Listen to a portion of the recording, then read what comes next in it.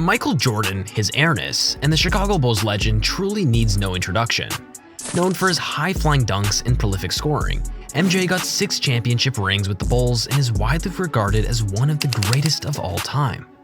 But what are some of the things you didn't know about Mike? Watch this video and find out. 10.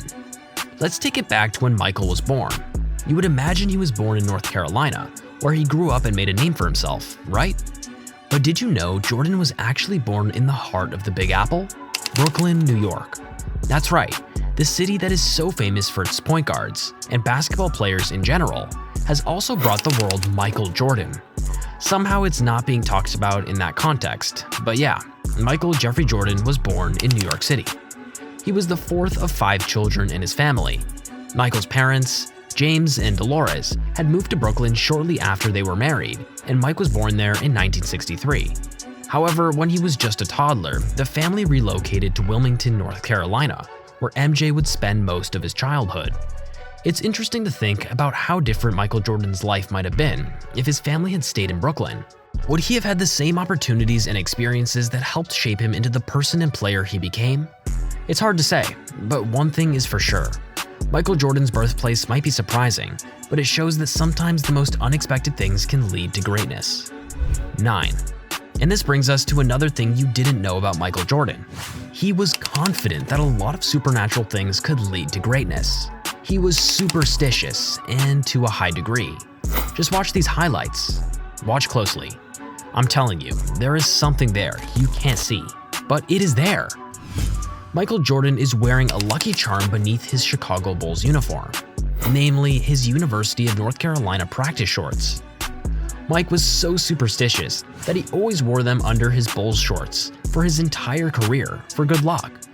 After all, those shorts helped him win the national championship with the Tar Heels back in 1982, right? The funny thing is that Jordan is often credited for creating the style of wearing longer shorts in the NBA. But the truth is that in order for MJ to even wear those lucky shorts under his Chicago uniform, he needed to wear longer shorts to cover them up. Another superstition Jordan was known for is that he needed to wear a new pair of shoes every game and tie them in a specific way. Michael Jordan also believed his number 23 had a special significance. He loved number 45 too, and when he returned after his retirement, he tried wearing it, but was eliminated from the playoffs by young Shaq and Penny Hardaway. So Mike was like, alright, I'm bringing the old number 23 back. In the following seasons, he proceeded to win 3 more rings with the Bulls. MJ was obviously a talented hooper, and he could do everything on the court. But now you know what helped him achieve greatness. How do you think those rituals helped his airness? Let me know in the comments. Anyways, moving on to the next thing you didn't know about Michael. 8. There was another Michael. Another MJ, a pretty famous one too, and his name is Michael Jackson. Yes, the celebrity singer. But what did they have in common with Michael Jordan besides their initials, you'd ask? Michael Jordan appeared in a Michael Jackson music video. That's right, MJ teamed up with the king of pop himself in the video for Jackson's hit song Jam in 1992. The video features Michael Jordan and Michael Jackson hanging out and playing basketball in an abandoned gym. The two icons are seen joking around and showing off their skills on the court, with MJ even dunking a few times in the video. Jordan's appearance in the Jam video was a big deal at the time, as he was one of the biggest stars in the world of sports and entertainment. However, it also showcased his versatility and willingness to try new things, even outside of basketball. 7. Speaking of other things outside basketball, I bet you've heard that Michael had a passion for cigars. He is famously seen smoking cigars after winning championships. But, I mean, he really loved them, to the point that he smoked a cigar before every home game, as a way to relax and get himself into the right mindset for competition. But cigars weren't the only vice that Michael Jordan enjoyed. After games, he would often head to the locker room and crack open a cold beer with his teammates.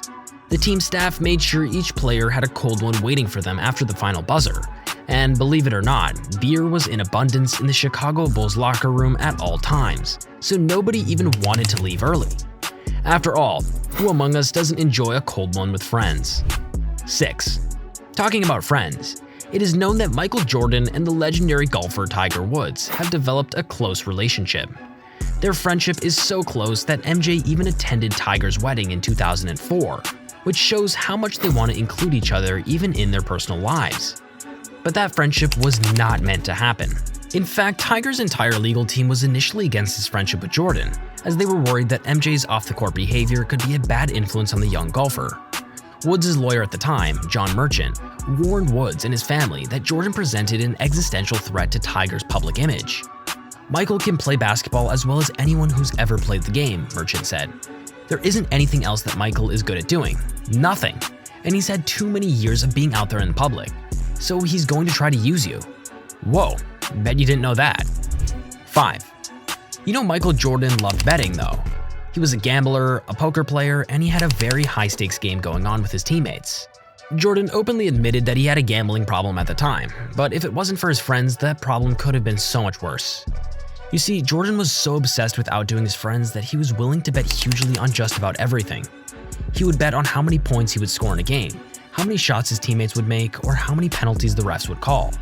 And it was his friends who were able to get him to understand the risks he was taking. Do you know a story about a bet Jordan made with his Chicago Bulls teammate at an airport baggage claim? As the story goes, Mike and his teammates were waiting for their luggage to come out on the carousel when MJ proposed a wager. He bet $100 that his bags would come out first. 9 of his teammates took him up on the bet, and they all gathered around the belt to watch. To their amazement, Michael Jordan's bags did indeed come out first, prompting cheers and disbelief from his teammates. However, the truth behind Jordan's victory was soon revealed. And while his teammates were initially taken aback by the revelation, they couldn't help but laugh at Jordan's ingenuity and determination to win, even in the most unexpected of situations. 4. One of the most unexpected ways Mike is still winning is NASCAR. Yup, you heard it right. Jordan is a co-owner of a NASCAR team called 23XI Racing, and they really are making a difference.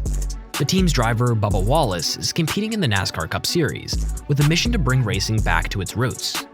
When Jordan announced he was starting the 23XI race team in September 2021, with 3-time Daytona 500 winner Denny Hamlin, Wallace was the first driver they called, and they were not mistaken. It's obviously that having a living legend like Michael Jordan on board is a real boost for the team and a great way to show fans what 23XI Racing is all about. 3. But did you know there was a professional team that almost benefited from Michael being on the roster? And I'm not talking about basketball here. Yes, you know Jordan played baseball during his retirement with the Birmingham Barons, the Double-A affiliate of the Chicago White Sox. But it turns out there was actually a major league team that offered Michael Jordan a contract. Oakland Athletics general manager Sandy Alderson at the time called Jordan's agent the second he heard that his heiress was being sent to the minor leagues. But Mike wouldn't be Mike if he didn't want to face the competition. He passed on the MLB contract from Oakland A's so he could do the baseball thing from the ground up and earn his spot. 2. Jordan definitely earned his spot on many television shows. You would think so. However, that's not actually the case. Mike has been very selective about his media appearances over the years, and he hasn't appeared on as many shows as you might expect. Jimmy Fallon even had actress Kristen Wiig dressed as Jordan on his late-night show for fun because he could never get his heiress himself to come by. That being said, there is one television personality who has managed to snag an interview with MJ not once, but twice: Oprah Winfrey. In fact, Jordan's appearances on Oprah's show are some of his most notable media moments outside of basketball. 1. Last but not least, here's a thing you didn't know about another of Michael's well-earned spots: the Naismith Memorial Basketball Hall of Fame. You'll be surprised to learn that Jordan wasn't enshrined in the Hall of Fame until 2009, long after he retired from the game. Given his legendary status and the impact he had on basketball in the 80s and 90s, it might seem like a no-brainer that he would become a Hall of Famer as soon as possible. But yeah, as you see, it did take long for Jordan to receive this honor. Part of the reason for that is that there are a lot of talented players and coaches in basketball history who are deserving of enshrinement, and the Hall of Fame has a rigorous selection process. In MJ's case, he had to wait his turn among other greats like Magic Johnson, Larry Bird, and Kareem Abdul-Jabbar, who were all enshrined before him. Or perhaps, given his reputation, the committee had doubts that Jordan deserved to be a Hall of Famer. Or maybe they thought he would come back from retirement again? What do you think? Comment away. Please subscribe, more content is coming right up. Thank you for watching The Halftime Show.